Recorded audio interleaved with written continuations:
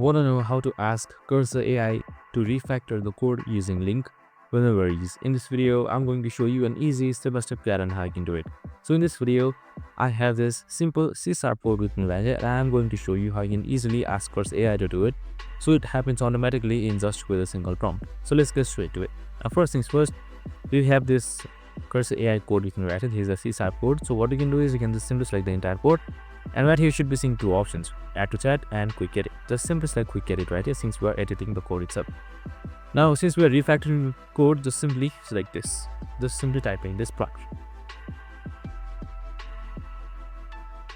Now just simply select enter and it should generate you your code right here, which will refactor your code. So as you can see right here, in the simply select keep in order to keep the code, and it should be good to go. And that's it. I hope this video helped. If it did, make sure to like, subscribe and tune in with us for more of these videos. See you in the next one.